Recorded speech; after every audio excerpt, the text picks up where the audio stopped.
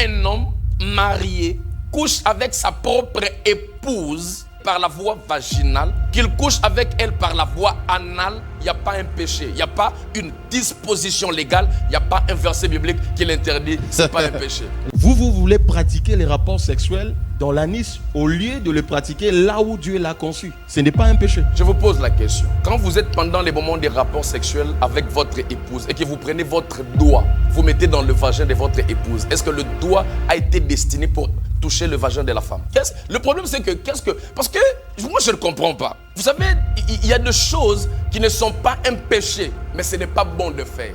La sodomie, il n'y a pas un verset. Je vous ai donné, quand on parle de l'impudicité, je vous ai donné 1 Corinthiens chapitre 6, le verset 18. La Bible interdit l'impudicité. Quand on parle de l'adultère, je vous ai donné 1 Corinthiens chapitre 6, le verset 9. Quand on parle de l'homosexualité, je vous ai donné Lévitique 18, 22. Quand on parle de la zoophilie, je vous ai donné Lévitique 18, 23. L'inceste même, il y a Lévitique 18, verset 6. Donc, mais en ce qui concerne la sodomie qui est interdite, c'est la sodomie entre l'homme et un homme. Un être masculin qui couche avec un être masculin par la voie anale, c'est cette sodomie qui est un péché. Un être masculin qui couche avec une bête par la voie anale est interdit. Mais un être masculin qui a épousé son partenaire, qui couche avec elle par la voie anale, il n'y a pas une disposition légale. Mais pourquoi on ne le fait pas? Il y a des conditions. Il y a des conséquences sur le plan sanitaire.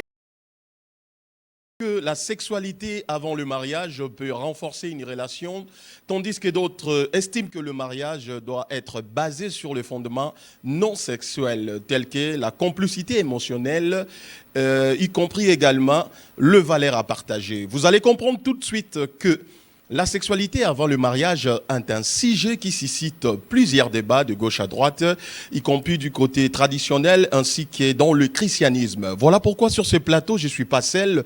Je suis accompagné d'un homme de Dieu, un homme qui a la connaissance de la parole, un homme qui va nous aider à voir de la lumière là où il y a des zones d'ombre. Je suis sur ce plateau avec le docteur Mukuna Mukuna, le Kérix de la divinité, à qui j'ai dit bonjour docteur. Bonjour les grands journalistes. Comment vous allez? Oui, nous allons très bien par la grâce de Dieu. Vous savez que nous croyons qu'il y a un seul Dieu, mais qui s'est présenté comme Père le matin. C'est lui le véritable Abraham. Il s'est présenté à midi comme le Fils. C'est lui le véritable Isaac. Et il s'est présenté le soir comme le Saint-Esprit. C'est lui le véritable Jacob. C'est lui la source de notre inspiration. C'est lui notre force. Merci beaucoup le docteur Mukuna Mukuna. Et si vous êtes en train de suivre cette émission, vous êtes bien dans votre magazine Que dit la Bible. Voilà, le docteur Mukuna Mukuna qui est avec nous sur ces plateaux. Il a été récit ici l'autre fois, on a tourné cette émission. Et les internautes ainsi que nos téléspectateurs ont envoyé plusieurs messages demandant à ce que le docteur Mukuna nous revienne encore sur ces plateaux, discuter encore sur ces sujets. Docteur Mukuna, vous allez comprendre que dès le départ, on parlait de la relation sexuelle avant le mariage. On continue toujours avec notre sujet qui est basé sur le mariage, mais cette fois-ci, on parle de la relation sexuelle avant et pendant le mariage. Alors, dans plusieurs églises ou encore dans plusieurs religions, ils interdisent des rapports sexuels avant le mariage, en disant que non, le mariage ou les rapports sexuels, c'est un domaine privé de Dieu et il est toujours conseillé d'être pratiqué dans le mariage. Vous êtes d'accord ou pas? Effectivement, nous sommes régis par un livre, c'est la Bible, le livre sacré. La Bible interdit l'impudicité. Or, un impudique, c'est quelqu'un qui goûte au plaisir sexuel avant le mariage.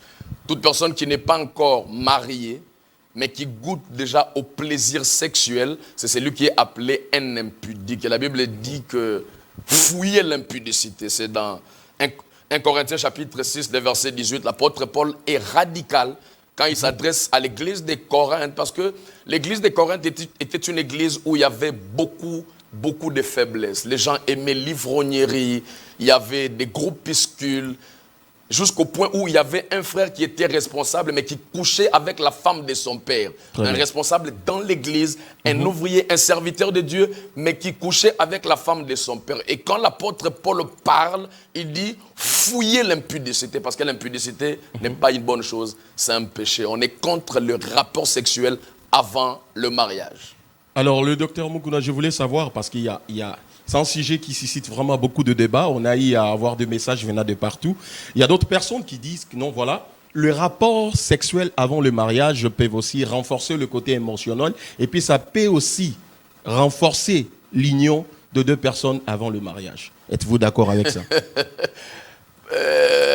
César Bassaï, effectivement, le rapport sexuel renforce le côté émotionnel. Oui. Vous avez raison, d'une part. Mais nous, comme je le dis, nous sommes régis par la Bible. Qu'est-ce que la Bible dit sur le mariage? La Bible dit, fouillez l'impudicité.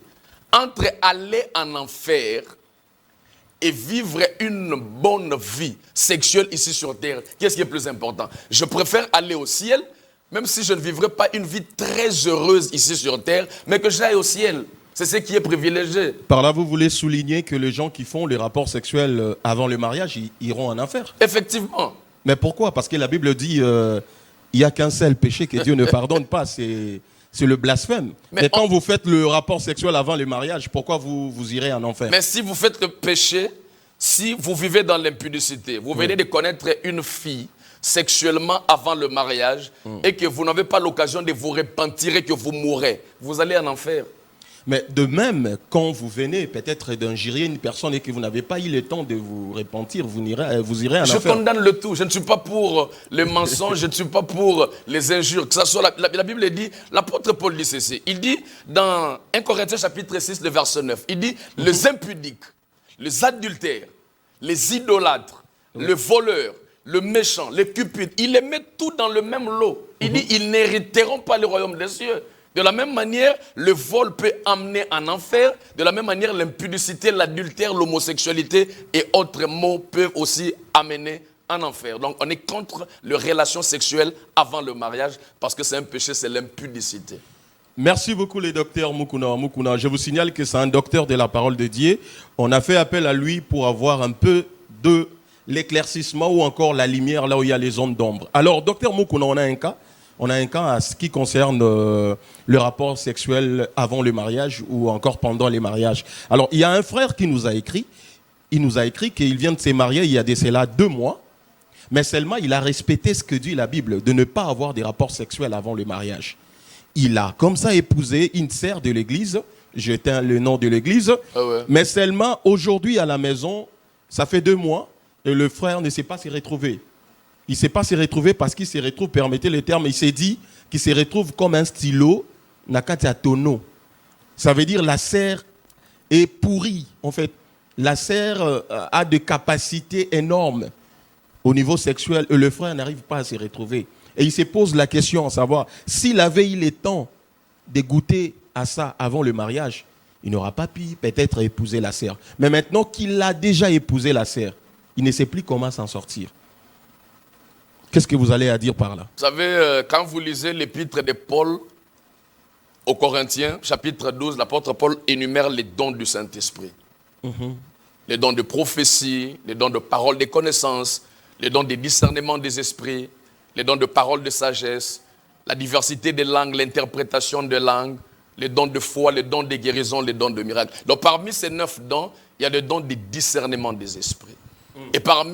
Et quand nous parlons du discernement des esprits, par ces dons, Dieu peut très bien vous orienter même sur le choix du conjoint ou de la conjointe. C'est comme ça. Nous, quand nous voulons nous marier, nous prenons quand même le temps de prier. C'est pas une mince affaire. Le mariage, quand vous échouez dans le mariage, vous échouez catégoriquement dans votre vie. C'est comme ça, il ne faut pas faire le choix à la légère. Il faut faire un choix judicieux. Avant de faire un choix pour le mariage, il faut prendre le temps d'associer Dieu, que Dieu vous convainc si c'est la bonne ou c'est la mauvaise personne. Je sais que c'est un terrain très glissant.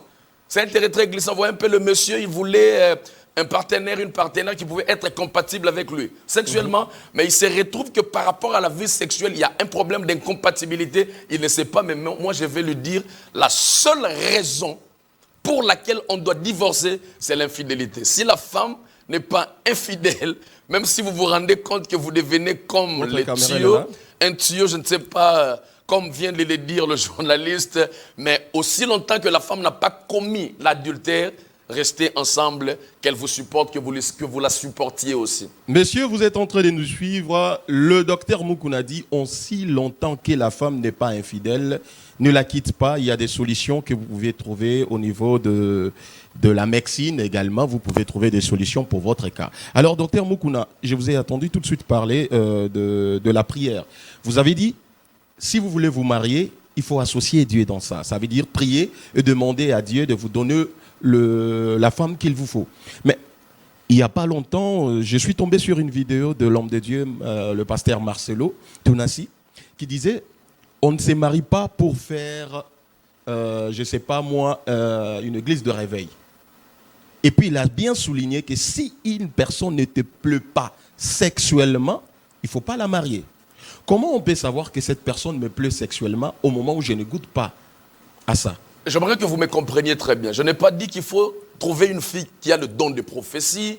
Je n'ai pas dit qu'il faut chercher une fille ou un partenaire qui chante bien, qui prêche bien, qui modère bien, qui, au travers son exercice, vous sentez quand même le charisme. Ce n'est pas ce que je dis. Oui. Je dis, vous qui voulez vous marier, quand vous priez, Dieu peut vous orienter. Vous pouvez trouver une fille qui ne sait pas chanter, qui ne sait pas prêcher, qui ne sait pas prier, mais qui est compatible avec vous, spirituellement, intellectuellement, même moralement. Est-ce que pour trouver le choix d'une femme, il doit être compatible spirituellement ou sexuellement? Tout est important. La compatibilité. Qu'est-ce qui est plus important? La compatibilité spirituelle est importante. Mais on veut savoir parce que vous avez le même Dieu. Est plus important dans les mariages. Je suis en train de m'expliquer. Oui. La compatibilité spirituelle est importante. Oui. La compatibilité morale, parce que vous pouvez trouver une fille qui chante bien, qui prie bien, qui adore bien, mais qui est mal éduquée, qui est impolie. Oui. C'est comme ça que nous avons besoin de la compatibilité spirituelle, une femme capable de prier aussi pour vous. En votre absence, elle peut réunir les enfants, elle peut prier avec les enfants, elle peut incendier la maison par l'atmosphère de la prière, l'atmosphère de la divinité. Mais à part l'aspect spirituel, il y a aussi l'aspect moral. Il faut épouser une fille qui est bien éduquée, qui a une bonne instruction. Quand vous parlez avec elle, vous l'amenez quelque part même dans le milieu de vos amis. Quand on l'aborde, on sent vraiment que c'est une fille bien éduquée. Très bien. Mais aussi, l'élément sexuel aussi est très important dans le mariage. Donc quand vous mettez tous les trois éléments en compte, l'aspect spirituel, l'aspect moral et l'aspect spirituel et l'aspect sexuel, quand vous réunissez tous les trois critères, en tout cas, vous allez goûter à un bon mariage. Mais il n'y a que Dieu qui est capable de vous donner de très bonnes orientations pour que vous puissiez avoir un bon partenaire. Est-ce que vous pensez que Dieu peut aussi vous donner des orientations sexuelles? Les orientations... Non, Dieu vous donne un bon partenaire. C'est ça. Dieu, l'orientation de Dieu fait que Dieu vous donne un bon partenaire. Évidemment. Maintenant, quand vous avez ces bons partenaires, il peut maintenant répondre à vos besoins intellectuel, moral, spirituel et sexuel. Si j'ai posé cette question, parce que vous avez souligné ici que avant d'épouser une femme, vous devez d'abord regarder le côté spirituel de la femme et le côté moral, ça veut dire éducation de la femme, et aussi le côté sexuel. Ouais. Je me dis déjà, du côté spirituel, vous pouvez observer et comprendre que non, spirituellement, ma femme, elle est vraiment une femme de prière. Du côté éducation également, vous pouvez observer sa façon de parler, sa façon de se tenir, sa façon de faire des choses. Vous pouvez comprendre que cette femme, elle a une bonne éducation. Mais maintenant, moi, j'insiste du côté sexuel. Comment est-ce que vous allez découvrir que cette femme va aller très bien avec moi dans la sexualité une fois que je la marie? Vous savez, la Bible dit Dieu parle tantôt d'une manière, tantôt d'une autre. Très bien. Papa César, il s'est fait que vous vous levez le matin, vous voulez sortir, mais vous sentez le découragement. Okay. Vous voulez sortir, vous avez vraiment un programme très important auquel vous pouvez gagner l'argent. Peut-être Dieu voit qu'il y a un accident devant. Vous vous levez, vous prenez votre petit déjeuner, vous lavez, mais vous ne comprenez pas, vous sentez la lourdeur, ne sachant pas qu'il y aura un accident. C'est Dieu qui met cette lourdeur pour que vous ne sortiez pas. Moi, je connais un garçon qui était tombé amoureux d'une fille, il a observé, il s'est rendu compte que la fille avait des capacités intellectuelles. Et après, il s'est rendu compte qu'elle avait des valeurs morales aussi. Elle était très bien éduquée. Il a aimé la fille, il a abordé la fille, ils ont commencé à vivre. La fille avait aussi des capacités spirituelles. Mais à chaque fois qu'il s'est préparé pour la prédot, il y avait toujours des obstacles. À chaque fois. Très bien. Il peut mettre l'argent dans l'enveloppe. Ils peuvent déjà coudre le vêtement de la cérémonie. Mais vous ne comprenez pas, il y a toujours des contretemps. Le jour où on veut fixer la date, il y a un deuil qui intervient. Ce sont des langages. Dieu est capable de créer des obstacles. Dieu peut vous envoyer même une maladie pour vous épargner à un accident ou à un risque. Il vous envoie une fièvre. Vous vous levez le matin, il voit que si vous allez en cet endroit, vous allez connaître un accident. Et vous vous levez, vous avez une forte fièvre. Vous n'y allez pas sans que vous le sachiez. C'est Dieu qui vous donne cet accident. Vous savez, il y avait un pasteur qui avait organisé une croisade au stade dans un pays anglophone. Il a payé tout ce qu'il avait comme argent. Il a dépensé l'argent. Et la croisade devrait commencer à partir de 10h jusqu'à 15h. Le pasteur il a jeûné, il était préparé spirituellement. On avait vraiment évangélisé. La pluie a commencé à partir de 6h. Une forte pluie diluvienne. Il a plu de 6h jusqu'à 17h. Et la campagne n'avait pas eu lieu. Le pasteur est allé dans sa chambre. Il a dit à Dieu que tu m'as trahi. J'ai dépensé beaucoup d'argent, mais tu m'as trahi. Je ne prierai plus. Le pasteur a acheté des liqueurs fortes. Il a repris son ancienne vie. 2 jours après, dans une chambre d'hôtel, il y a des gens qui viennent toquer. 10 messieurs, costauds, ils viennent, ils toquent à la porte. Le pasteur ouvre la porte, il entre, il s'agenouille. Il dit, qu'est-ce qui ne va pas? Il dit, pasteur, nous voulons confesser. Qu'est-ce qui ne va pas? Ils disent qu'on nous avait envoyé, le jour où vous avez organisé la croisade, on nous avait envoyé pour tirer sur vous à balles réelles, pour que vous mouriez. Donc la pluie là, qui était comme un obstacle, Dieu avait fait tomber cette pluie pour vous épargner à la mort. Et le pasteur lui-même est tombé par terre. Ces bandits lui ont dit, nous voulons recevoir Jésus comme Seigneur et Sauveur. Il leur a prêché l'évangile et ils ont reçu Jésus. Donc il y a certains obstacles qui viennent. Vous pensez que c'est un obstacle, mais c'est Dieu qui a placé ça pour vous épargner. Merci beaucoup l'homme de Dieu. Nous avons très vite compris que l'homme de Dieu dit qu'il y a des obstacles qui vont se présenter des fois. C'est une sorte de langage aussi de Dieu pour vous dire que non, cette fille est compatible ou pas avec vous sexuellement. Si vous cherchez comment savoir si la fille est compatible. Alors, l'homme de Dieu, on voulait savoir quelles sont les conséquences qu'on peut avoir si on arrive à faire les rapports sexuels avant le mariage. Quelles sont les conséquences spirituelles ou physiques? Vous savez, il y a 3 sortes de morts dans la Bible. Il y a la mort physique, il y a la mort spirituelle et il y a la mort éternelle. Okay. La mort physique, c'est la séparation de la partie immatérielle et la partie matérielle. L'âme et l'esprit se séparent du corps. Ça, c'est la mort physique. Vous cessez de vivre avec votre corps dans ce monde matériel. La mort spirituelle, à chaque fois que l'homme tombe dans le péché, il est mort spirituellement. C'est comme ça. Dieu dit à Adam, tu mangeras de tous les arbres du jardin, sauf l'arbre de la connaissance du bien et du mal, car le jour où tu en mangeras, tu mourras. Adam a mangé le fruit. Adam avait pensé qu'il n'était pas mort. Il était déjà mort spirituellement parce qu'il était déconnecté de Dieu. C'était la rupture de la communion entre le divin et l'humain. Et Dieu est venu chercher Adam. Il dit, Adam, Adam, où es-tu? Parce que Adam était sorti de la présence de Dieu. Ça, c'est la mort spirituelle. La mort éternelle, c'est la mort, c'est après tous les événements eschatologiques, après l'enlèvement, après la grande tribulation, la petite tribulation, après Gog et Magog, après le jugement dernier, l'enfer. Ça, c'est la mort éternelle. Mais la mort spirituelle, c'est qu'à chaque fois que vous commettez l'impudicité ou l'adultère, de même que le vol et autres péchés, vous mourrez spirituellement. Il y a une rupture de communion entre vous et Dieu, mais la relation entre le Fils et le Père est une relation éternelle. Vous savez, quand vous devenez enfant de Dieu, aucun péché ne peut vous séparer de Dieu. Aucun. N'importe quel péché que vous pouvez commettre, ça ne peut pas déduire votre qualité d'enfant. C'est comme moi, j'ai mon fils. Je lui dis, ne sors pas à 18h.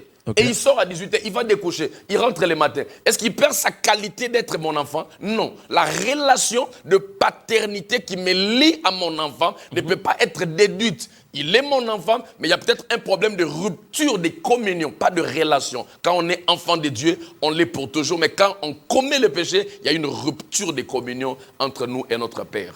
Donc ça veut dire que quand on pratique le rapport sexuel avant le mariage, on est mort spirituellement. Spirituellement.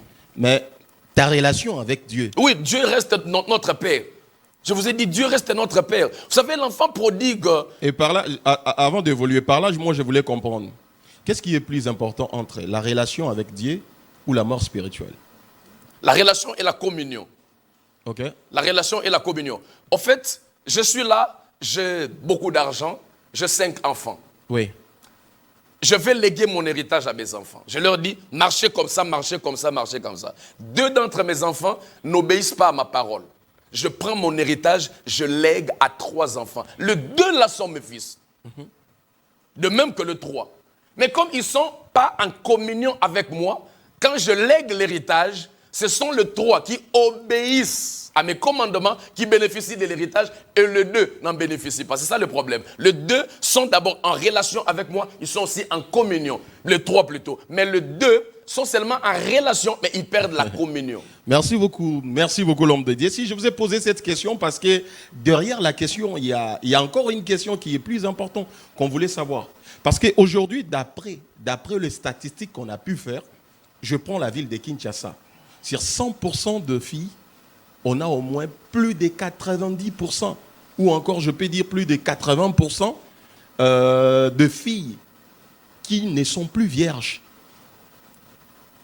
Alors dites-nous un peu, toutes ces filles qui ne sont plus vierges, qui vivent dans la ville de Kinshasa, qui ont déjà goûté au sexe avant le mariage, nous maintenant les hommes, qui peut-être sont encore chastes, qui veulent se marier, comment est-ce qu'on va faire? On va se retrouver avec des filles qui ont déjà goûté le sexe? Ou encore, on doit prier Dieu qui nous oriente? Parce que même si on priait Dieu pour nous orienter, il y a déjà plusieurs filles qui ont connu le sexe avant le mariage. Alors, qu'est-ce qu'on doit faire? Bon, en fait, je ne suis pas l'avocat des femmes, mais sauf que je remarque que les femmes sont victimes de l'injustice. C'est le constat que j'ai fait. Expliquez-vous, s'il vous plaît. Les femmes sont victimes de l'injustice. Vous savez, la loi de Moïse dit, quand on attrape un homme et une femme en flagrant délit d'adultère, on doit attraper l'homme et la femme, on doit les amener publiquement, on doit les lapider. Tous doivent mourir par lapidation. Très bien. Mais le pharisien, aujourd'hui, il y a des pharisiens modernes aussi. Les pharisiens attrapent l'homme et la femme en flagrant délit, ils libèrent l'homme, ils arrêtent la femme, ils amènent la femme devant Jésus. Mais Moïse a dit arrêtez l'homme et la femme, on ne commet pas l'impudicité seul. Mais pourquoi vous arrêtez seulement la femme? Vous libérez l'homme et vous apportez la femme au devant du Seigneur pour qu'elle soit lapidée. C'est une injustice. Ok. Et Jésus, comme c'est lui qui écrivit la loi, il a maintenant écrit la grâce. Parce que la Bible dit, Jésus s'était incliné, il a écrit, il a levé sa tête et il a dit, qui d'entre vous n'a jamais péché, qu'il jette le premier la pierre sur la femme, et tous, du plus âgé au plus petit, ils avaient tous pris poudre de scampette. Pourquoi je pris cette illustration? Parce que vous voyez beaucoup plus le manque de la virginité de filles. Mais vous ne voyez pas le manque de la chasteté des hommes. Aujourd'hui, de même les filles vierges, vous les retrouvez rarement. De même le garçon chaste, vous les retrouvez aussi rarement.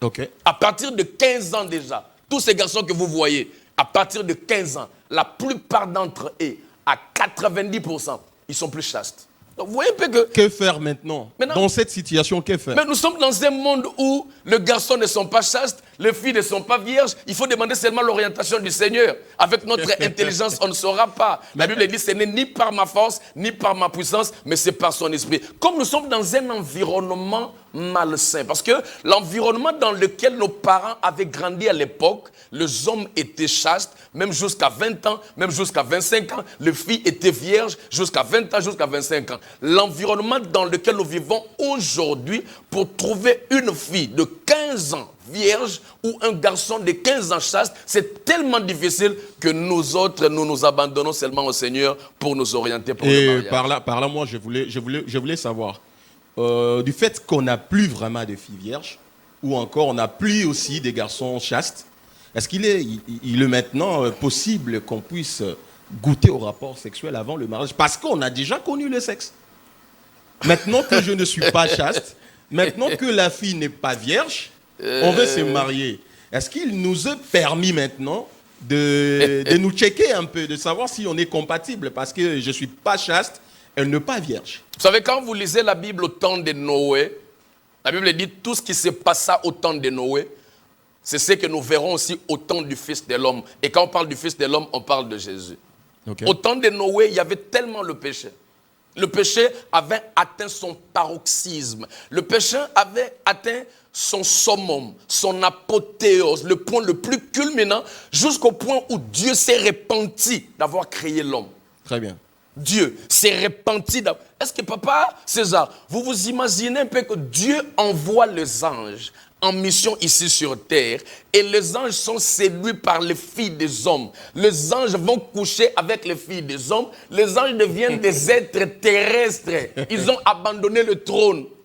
Ils ont abandonné la beauté de pierre de cristal. Ils ont dit, nous laissons le chérubin, le séraphin, nous laissons la gloire divine. On ne va plus voir les 24 vieillards. On descend sur terre. Ils sont devenus des êtres de chair, les anges, à l'époque de Noé. Et Dieu s'est repenti dans son cœur. Dieu était affligé. Dieu a dit, j'exterminerai l'homme, même les reptiles, même les animaux. Mais dans cet environnement, Noé trouva grâce. Parce que Noé, on l'appelle le messager de la justice. Donc, il y a toujours une minorité qui se singularise et qui se particularise des autres. Et nous, en tant qu'enfants de Dieu, nous devons nous particulariser et nous singulariser pour ne pas nous conformer au commun des mortels. Lot était dans un environnement de la ville de Sodome et de Gomorrhe. Il y avait la sodomie, il y avait l'homosexualité, il y avait des choses bizarres. Lot a même reçu des invités chez lui à la maison. Les hommes de Sodome sont venus. Ils disent à Lot, donne-nous ces hommes.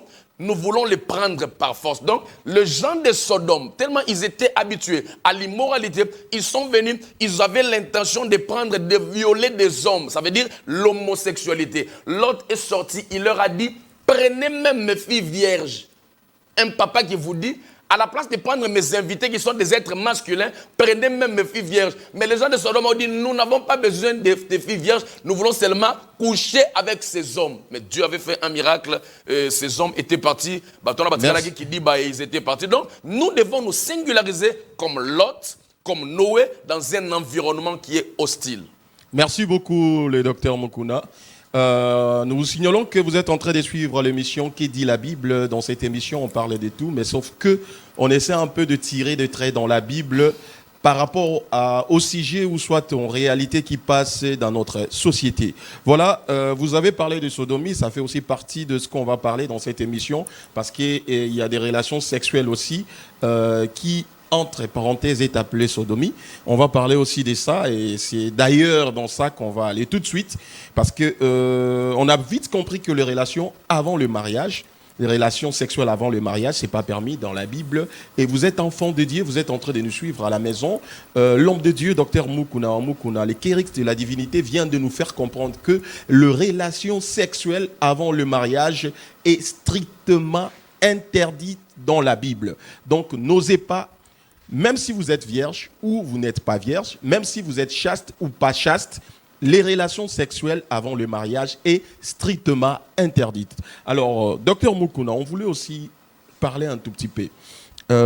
Une fois qu'on est marié, les relations sexuelles nous est permis parce qu'on est déjà dans le mariage officiellement. Effectivement. Alors, il y a de pratiques sexuelles que des fois, dans des églises, c'est interdit. Par exemple, coucher avec la femme disons, dans la voie anale, c'est interdit par plusieurs hommes de Dieu et dans des églises. Est-ce que cela est un péché ou pas?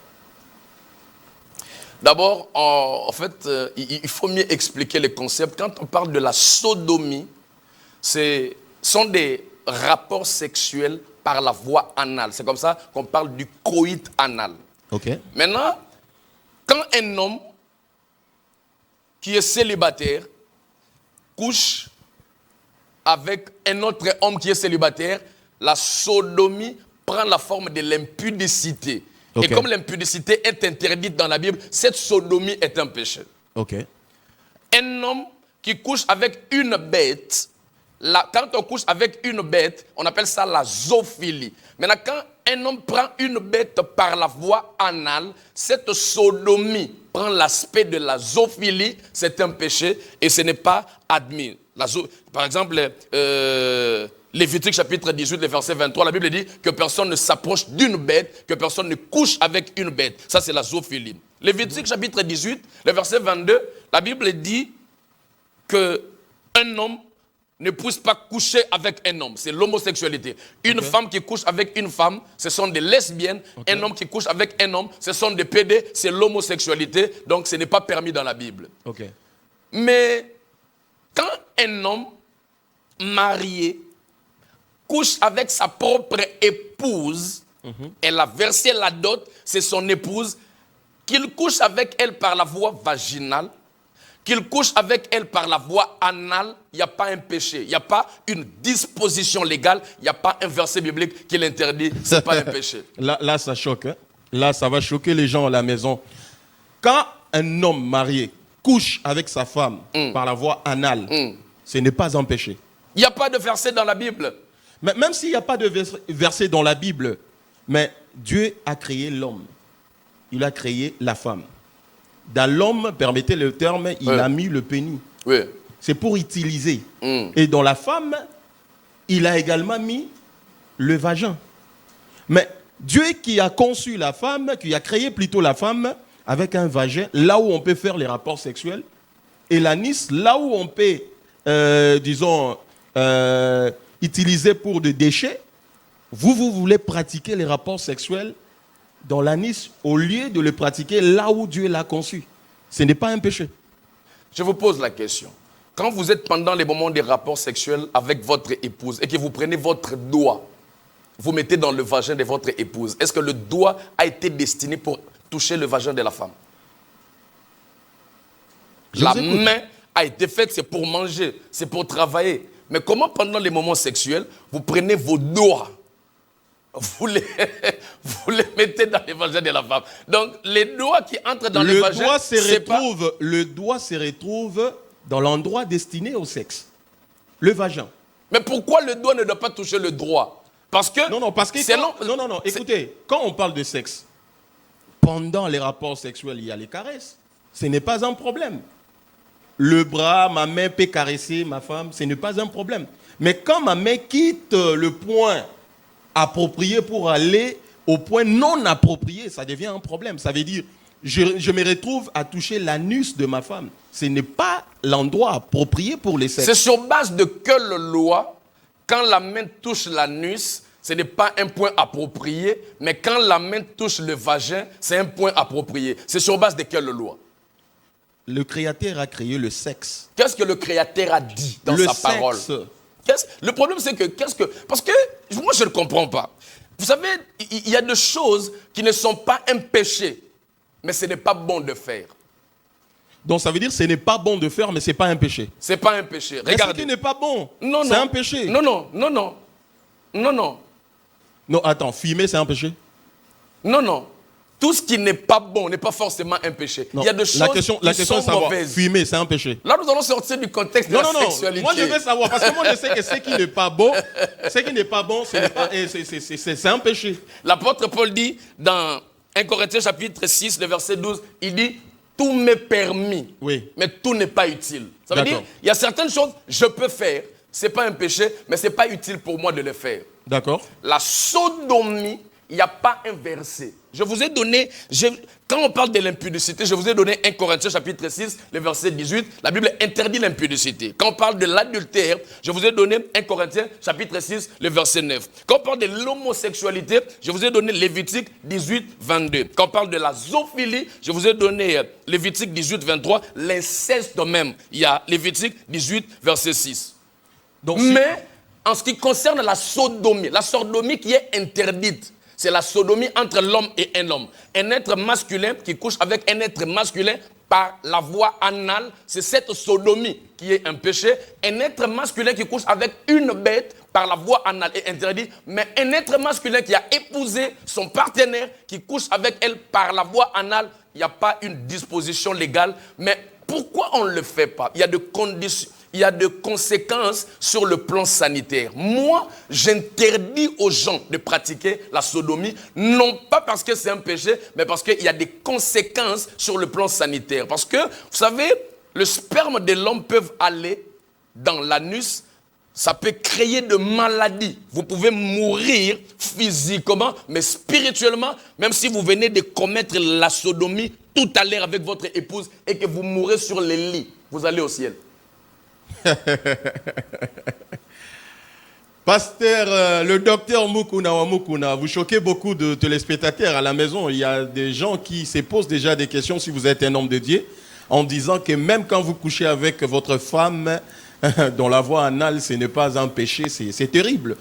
Parce qu'il n'y a pas de versets bibliques qui interdit cela. C'est comme ça qu'on doit les pratiquer, tel que vous avez dit. Et vous avez dit, l'apôtre Paul a dit que tout m'est permis, mais tout m'est pas utile. Alors, homme de Dieu, je voulais tout de suite comprendre. Vous avez dit que non, vous êtes en train de l'interdire juste parce qu'il y a des conséquences sanitaires. Alors, est-ce que c'est aussi interdit de lécher le vagin d'une femme, ou encore la femme de sucer le sexe de l'homme? C'est un péché, je crois. Vous aimez des questions. Oui, parce que on doit vous aimez beaucoup de questions comme ça. Non, c'est pas qu'on aime des questions comme ça. On veut juste avoir de l'éclaircissement. On est enfant de Dieu. Il y a des pratiques qu'on doit éviter pour ne pas tomber dans le péché. Voilà pourquoi il faut avoir de l'éclaircissement sur ça. Vous avez dit ici, coucher par la voie anale, par exemple, ce n'est pas un péché. Mais il y a des conséquences sanitaires. Alors, lécher le sexe d'une femme ou encore sucer le sexe d'un homme, c'est un péché? Vous savez, quand on parle du suçage ou de la suçade, il y a deux expressions. Il y a le mot cunnilingus et il y a le mot fellation. Okay. Le cunnilingus, c'est quand pendant les moments sexuels, l'homme lèche le vagin de la femme. Okay. La fellation, c'est quand la femme met le pénis de l'homme dans la bouche pour le caresser. Et dans la Bible, il n'y a aucun verset qui interdit à la femme de pratiquer la fellation. Il n'y a aucun verset qui interdit à l'homme de pratiquer le cunnilingus s'ils sont mariés, pas des célibataires. Okay. Pour les hommes mariés, je le dis et je l'insiste, que ce n'est pas un péché pour une femme pendant les pratiques sexuelles, parce que le pratique sexuel, il y a des préliminaires. On ne peut pas venir directement monter sur une femme comme ça. Non, il y a des préliminaires. Il faut quand même prendre le temps, préparer l'atmosphère. Et pendant les moments de préparation, là, la femme peut lécher le sexe de l'homme. L'homme également peut lécher le sexe de la femme. S'ils sont de mariés, ce n'est pas un péché. Mais le préliminaire instruit par Dieu ou soit par les hommes? Mais ce n'est pas interdit. Ce qui n'est pas interdit est praticable. Le cunnilingus. Homme de Dieu. Moi, ma question est de savoir. La fellation ne sont pas interdites. Moi, ma question est de savoir le préliminaire instruit par Dieu ou par les hommes? Le préliminaire, vous savez, Dieu a créé l'arbre. Dieu n'a pas créé la chaise. Okay. Et l'homme a été créé à l'image, selon la ressemblance de Dieu, pour qu'il domine sur tout ce qui se met sur la terre. Dieu crée l'arbre. Comme l'homme a été créé à l'image de Dieu, l'homme c'est un inventeur. César Bassaï, est-ce que vous savez que c'est l'homme qui a nommé les animaux? Ce n'est pas Dieu. Oui, oui. Dieu, d'ailleurs, l'homme, c'est le chef-d'œuvre de Dieu. C'est la dernière créature. Mais quand on le crée, il le nomme ceux qui ont été créés avant lui. Il dit, toi on t'appellera lion, toi léopard, toi chien, toi girafe, toi zèbre. C'est l'homme, parce que l'homme a été créé avec une dimension de la divinité en lui. Le rapport sexuel, c'est Dieu. C'est Dieu qui a donné le sexe à l'homme. Maintenant, l'homme, avec le génie qu'il a, il développe qu'est-ce que je peux faire. Et quand l'homme a développé ses pratiques, on peut embrasser, on peut toucher le sein. Dieu est d'accord et Dieu dit Amen. Dieu dit Amen. Non, non. On peut toucher les seins, on peut embrasser. C'est l'homme. Dieu est d'accord, il dit Amen. C'est l'homme qui a développé ses pratiques et Dieu a dit Amen. Parce que Dieu n'a pas interdit. Si Dieu n'était pas d'accord, il interdirait. Mais comme il n'a pas interdit, ça veut dire qu'il dit Amen. Mais je dis ceci. La fellation et le cunnilingus, c'est comme la sodomie. Ils ont des conséquences sur le plan sanitaire. Parce que, vous savez un peu, quand une femme a peut-être des infections, ou l'homme a des infections, et que vous la connaissiez sexuellement, elle vous transmet les IST, les infections sexuellement transmissibles par la voie sexuelle. Okay. Et on peut vous traiter facilement. Vous avez des antibiotiques, c'est fini, on vous traite. Mais admettons que vous avez pris votre langue, vous avez mis ça dans un vagin ou sur un pénis qui a des infections. Vous pouvez avoir même de goitres. C'est comme ça que vous voyez, il y a des gens qui ont de goitres qui ne finissent pas, vous ne comprenez pas. Mais goitres, pourquoi? Il met tellement la langue partout, il ne sait même pas s'il y a des infections, ça peut créer des maladies. C'est comme ça, avec la dernière énergie, moi, le docteur Mukuna, je vous interdis, vous les mariez. Mais si vous le faites, et que vous le faites, pendant que vous le faites, l'enlèvement de l'église intervient. Vous êtes sur les lits en train de pratiquer le cunilinguisme et la fellation, et que Jésus revient. Si vous êtes des mariés, vous montez, vous allez au ciel. C'est parce que ce n'est pas un péché. Non. Mais sauf qu'il y a des conséquences sur le plan sanitaire. C'est comme ça qu'on interdit cela. Au moment où vous êtes en train de pratiquer la cave. Oui. Jésus revient. Vous allez au ciel. Vous allez au ciel. Si vous êtes des mariés. Mais si vous êtes des célibataires, vous restez. Au moment où la femme est en train de sucer le pénis de l'homme. Effectivement. Jésus revient. Ce n'est pas interdit. Vous allez au ciel. Au ciel, ce n'est pas interdit. Parce que ce n'est pas un péché. Vous nous suivez depuis Kinshasa, vous nous suivez depuis l'Europe. Vous êtes dans l'émission Qu'est dit la Bible? Avec moi, votre présentateur César Bassaï. Sur ce plateau, je suis avec le docteur Mukuna wa Mukuna, le Kérix de la divinité. C'est le docteur de la parole de Dieu. Il dit, ce n'est pas interdit, ce n'est pas interdit dans la Bible. Il n'y a pas un verset biblique qui interdit qu'on puisse faire la cave. Il n'y a pas un verset biblique qui interdit que la femme suce le sexe de son homme. Entre parenthèses, uniquement pour le marié et non pour le célibataire. Donc voilà. Docteur Mukuna, nous tendons déjà vers la fin de notre émission. Je crois qu'il y aura une deuxième partie de cette émission. Qu'est-ce que vous avez à dire? Quels sont les conseils que vous pouvez donner aux jeunes qui ne sont pas encore mariés et des conseils que vous pouvez donner aux personnes qui sont déjà mariées? À part le plaisir de la divinité du Seigneur Jésus dans ce monde, il n'y a pas un plaisir plus succulent que celui du mariage. Très bien. Si vous tombez sur une mauvaise personne, vous échouez. C'est comme ça. L'apôtre Paul ne s'était pas marié. Hein. L'apôtre Paul est mort célibataire. Il dit, ceux qui veulent se brûler comme moi, qui ne se marient pas, mais je vous conseille de vous marier. Même le Seigneur Jésus-Christ ne s'est pas marié. Ok.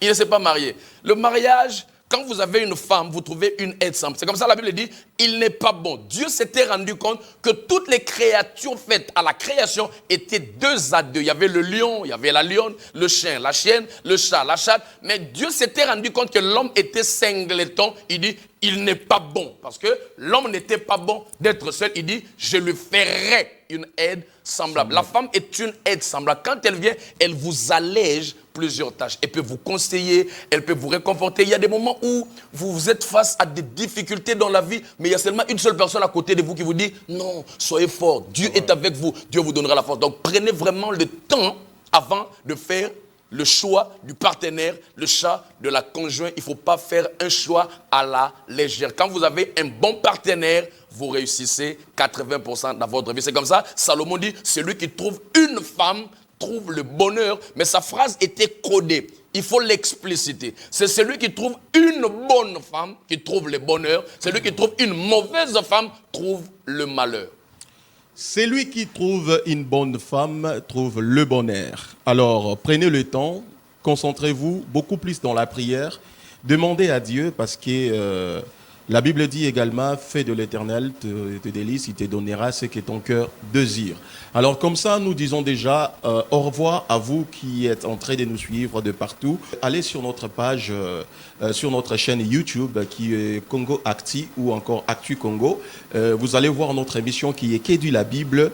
Aimez, partagez à vos amis pour avoir de l'éclaircissement sur la parole de Dieu. N'hésitez pas aussi d'aller sur la page officielle de la chaîne PSTV qui se retrouve également sur YouTube, Facebook et puis TikTok. Partagez, likez et ça nous fera du bien. Je vous dis comme ça au revoir et à la prochaine.